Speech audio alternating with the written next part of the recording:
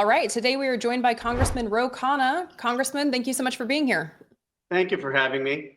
So as of the time of this recording, Donald Trump has been president for 21 days, and it feels like it's been years, honestly. But in that time, the richest man in the world, Elon Musk, has infiltrated multiple government agencies with a cadre of undeveloped frontal lobes with zero oversight or accountability, going so far as to block elected Democrats from entering government buildings, as we saw in front of the Department of Education last week. I've attended protests in front of the Treasury, in front of the Department of Labor, and I've watched as the crowd's chants have changed Democrats' approach in real time, right? We've seen them go from voting for Donald Trump's nominees to not voting for Donald Trump's nominees, holding the Senate floor overnight. But there's still a big question, and that is, what is the plan? What would you say to people across the country who are watching, afraid and frustrated, who want to know from Democrats what the plan is? You're right to be angry. You're right to be frustrated. You're right to want to know what the plan is. We haven't done a good enough job communicating it. Here is the key part of the plan. We need to stay unified in not giving a single vote to Donald Trump or the Republicans when it comes to raising the debt ceiling and when it comes to the government funding fight. And the reason that matters is Donald Trump is obsessed about only one thing, and that is the stock market. And he's going to make sure that there is not a disruption in that market. That's why he folded to President Sheinbaum and Prime Minister Trudeau. If the Democrats make the fight clearly on that issue, then we can get a guarantee that every dollar that is appropriated must be spent. And I am very concerned if there are Democrats who aren't willing to make that clear fight. Well, and I want to play a clip for you here. This is going to be House Minority Leader Hakeem Jeffries at a news briefing on Friday, because this comment concerned some people, right? Democrats heard this and they got a little concerned. So I want to play this for you and then get your response on the other side. I appreciate the question, Kevin, but I'm trying to figure out what leverage we actually have. What leverage do we have? Republicans have repeatedly lectured America. They control the House, the Senate, and the presidency. It's their government. What leverage do we have? But I'm also confused about the leverage that we allegedly have in the face of such an overwhelming mandate that was given to Republicans by the American people, according to them.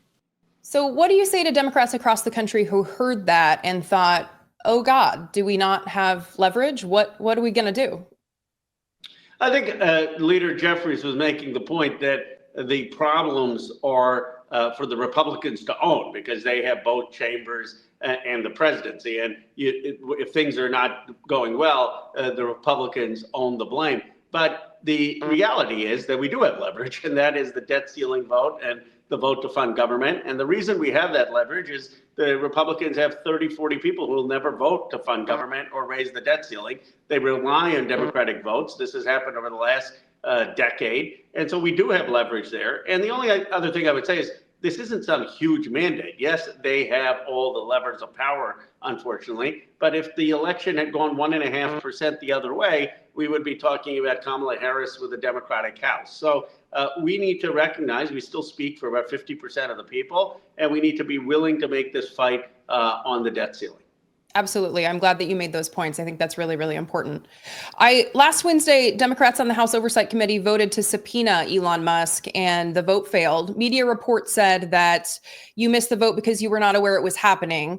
And you posted on Twitter that they should call the vote again. Are they going to call the vote again? Well, they should. I mean, what happened there is 8 of us missed the vote. I understand what they were doing. I was meeting with the ambassador of Mexico.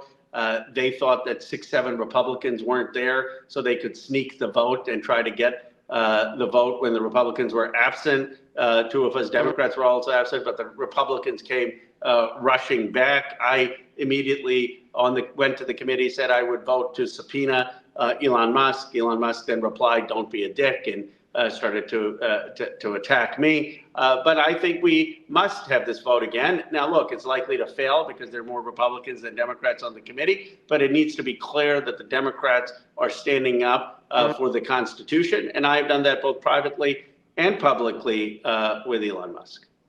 As you said, Elon Musk tweeted at you and said, "Don't be a dick," in response to you wanting to call the vote again. What would you say to Elon Musk? What's your response to that? I'd say, look, we've known each other 15 years. I am one of the few Democrats who, when you were appointed to DOGE, said if he's open to cutting wasteful spending in the Department of Defense or has ideas for where there is waste, we should engage. But you cannot violate the Constitution.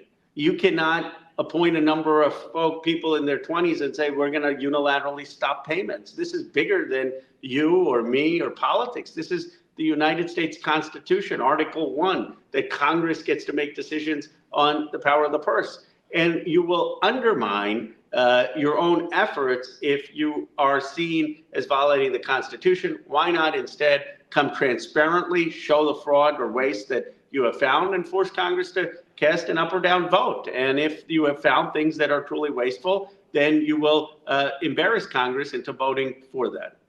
And it seems like the accountability piece of it is also really concerning, right? With Elon Musk, he isn't, there's no oversight, there's no accountability. We don't actually know what he's doing, right? Well, we don't know what he's doing with sensitive information. We don't know who has access to this. We don't know if there's someone who can just stop payments based on a code. I mean, the only person who should stop payments is the Congress saying that we aren't going to appropriate things. But if Congress appropriates it, you should basically have civil servants who spend it. There are a lot of things that we spend money on that I don't like. There are things, for example, in the bloated defense budget that I don't like. But I would never dream of telling a Democratic president to appoint political people to stop the spending of what Congress appropriates. That's a direct threat to our constitutional democracy.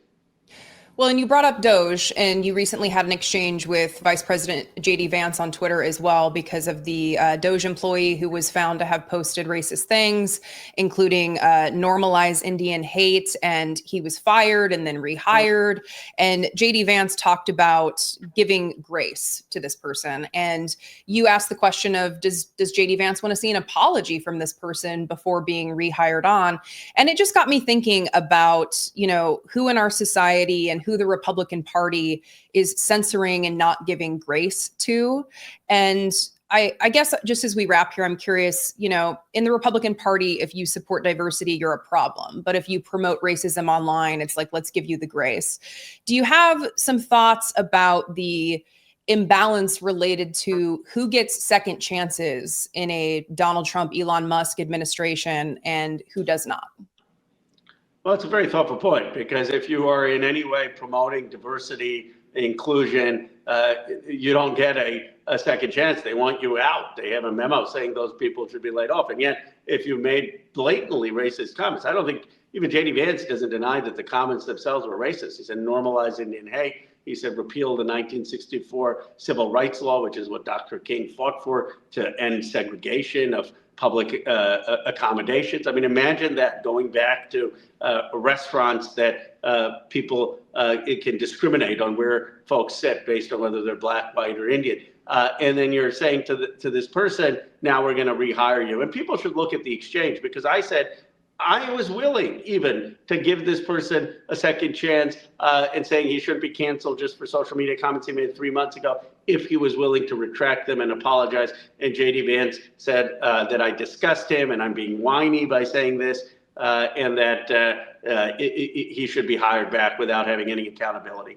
So it's pretty revealing on where they stand. And I just encourage people to look at the exchange. I didn't actually do it in a provocative way. I wanted to just see if I could get some middle ground of getting an apology from this person, and I failed.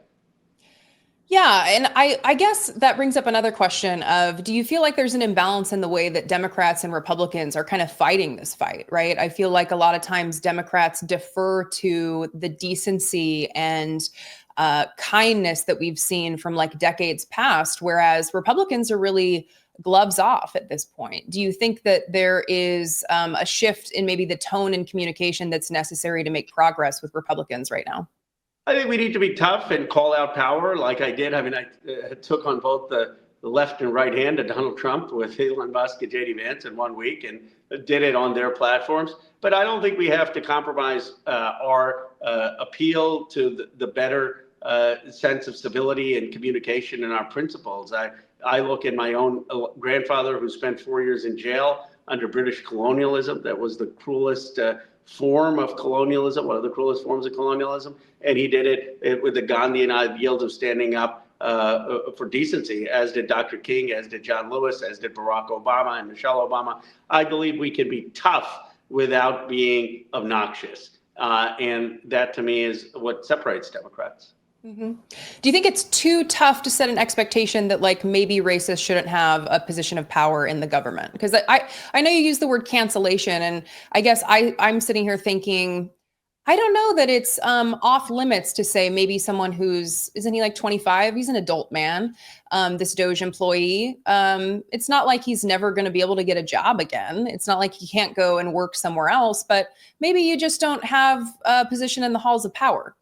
Well, look, I understand that position, but I guess I'd want to talk to him or see where he thinks. I mean, look, people make stupid social media posts. I mean, I think these cross the line very severely. But I have some belief that if you're truly repentant, if you truly retract things, and if you're looking to work in government, I mean, this person isn't going to be in a hugely senior role, that you should have probably a second chance. Now, I believe that about not just people who are on their side. I believe that they don't extend that grace to a lot of people on our side.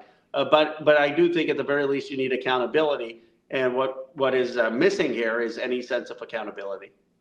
All right. Well, Congressman Khanna, I appreciate your time. Thank you so much for joining me today. Thank you for having me.